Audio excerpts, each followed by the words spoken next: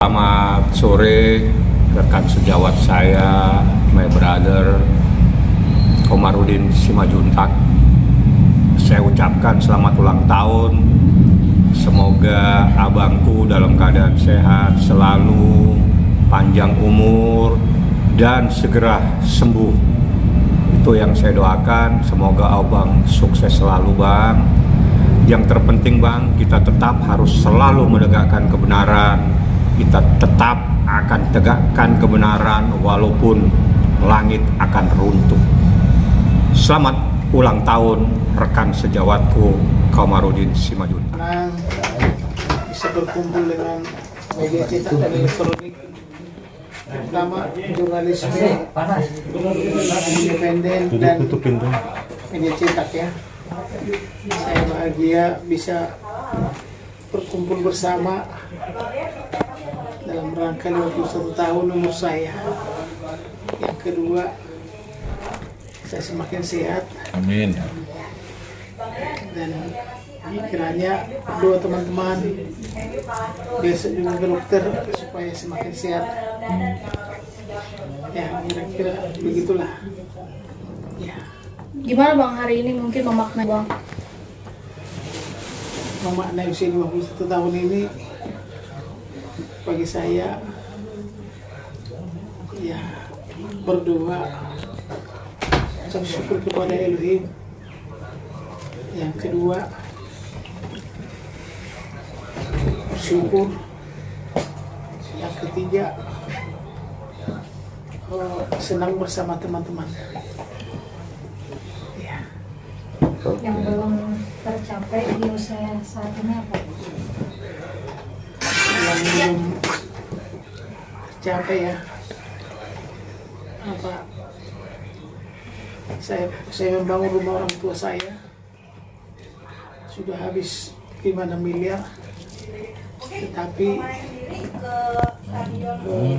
pas mau selesai kemarin tiba-tiba saya sakit, jadi kurang 300 sampai 500 lagi supaya rumah orang tua itu selesai. Itulah yang menjadi pikiran saya saat ini. Kalau ada teman-teman bawa klien, saya sangat berterima kasih supaya selesai itu rumah orang tua. Ya. Di mana rumah orang tua? Si Borong-Borong, Pak. Jadi saya bangun di situ rumah Batak buat orang tua, dan satu-satunya di si Borong-Borong atau di Tapal Utara rumah Batak yang dibangun buat orang tua. Kalau di Toba sih banyak ya, di Danau Toba, Samosir dan sebagainya banyak. Tapi kalau di Kecamatan Borong-Borong mungkin satu-satunya kali ya. Kenapa mungkin milih di Borong-Borong bang? Orang tua saya memang dari dulu di situ. Jadi saya beli harta-harta daripada orang tua kedua, ketiga, sangat murah waktu itu. Istilahnya tidak pakai meter, hanya dihitung-hitung aja dari sini ke sana gitu ya, sudah ada parik-pariknya semua. Tapi kemudian langsung bandar di langit ada, pemerintah buat bandar di langit, dan sehingga tanah kita itu menjadi tanah yang mahal. Gitu. Jadi saya beli di situ tanah kosong dan beli juga tanah sawah sangat luas. Jadi saudara-saudara saya lah di sana merawat.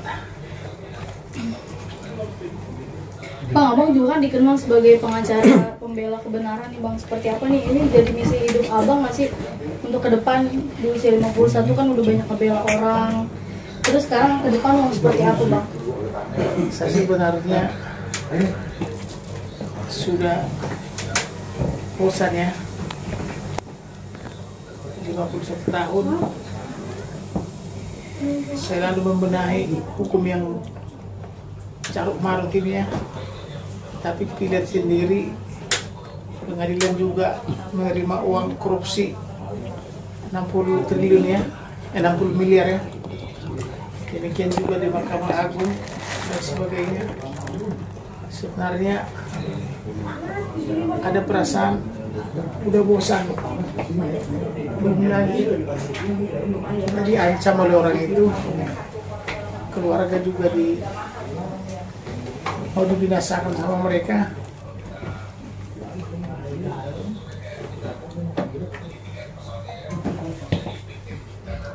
Bahkan pernah suatu ketika istri saya baru naik mobil dari sini keluar komplek, tiba-tiba mobilnya terbakar.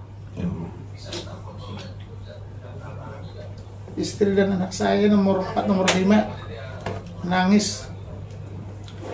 Tapi saya waktu itu lagi berbicara dengan Ibu Rahmawati Soekarno Putri dan kawan-kawan di pagi hari, maka saya bilang tabrakan aja mobil itu ke Indomaret, karena mereka ada penyemprot itu ya. Karena kata mereka tiba-tiba mobilnya nggak bisa dibuka, karena waktu itu mobil Eropa. Saya kebetulan dari dulu penyuka mobil Eropa ya. Tapi ketika itu 80% mobilnya terbakar.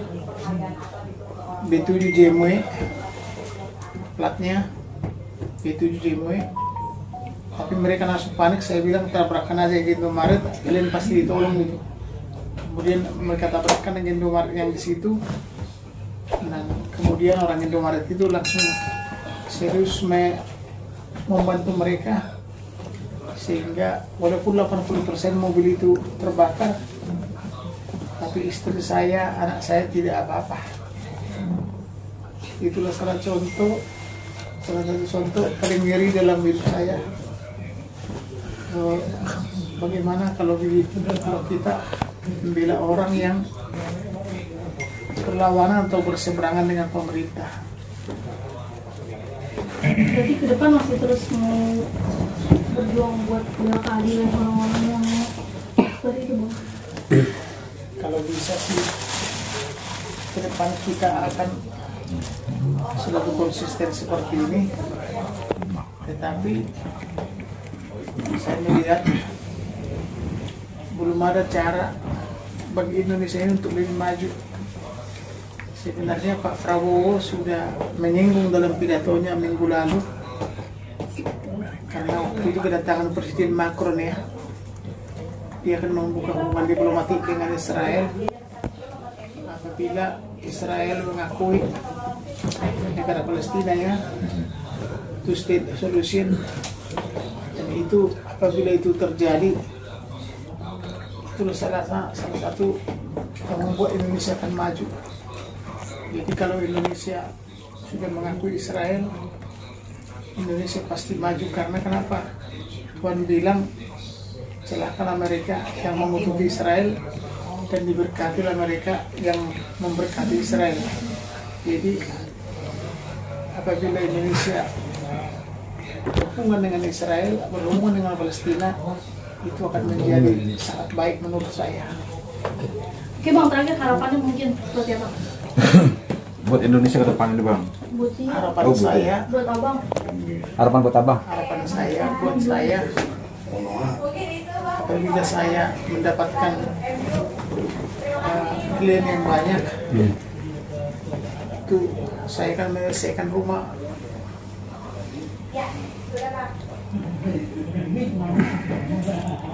orang tua saya, dan itulah cita-cita saya saat ini. Dan saya sangat berbahagia karena 23 tahun mama saya tinggal sama saya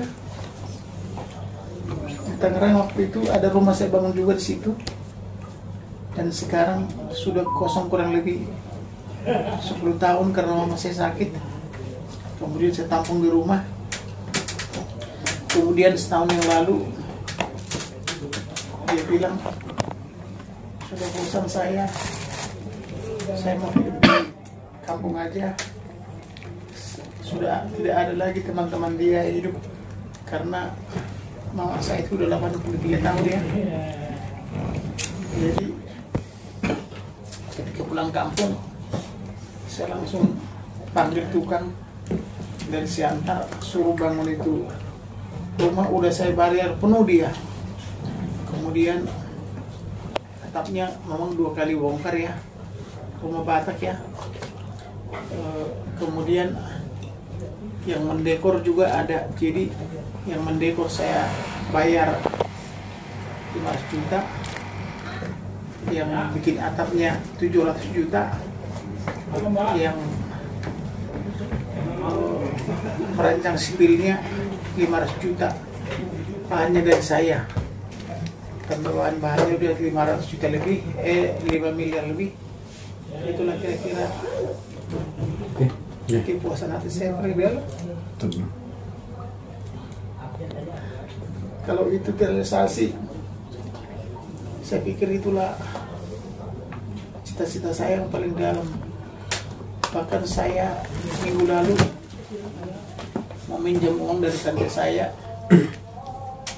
Saya bilang saya kasih cincin saya 3,5 miliar gitu, ini saya cincin saya, tapi rupanya mereka semua menutup diri. Tapi nggak apa-apa lah, yang terbaik mungkin itu jalan Tuhan ya.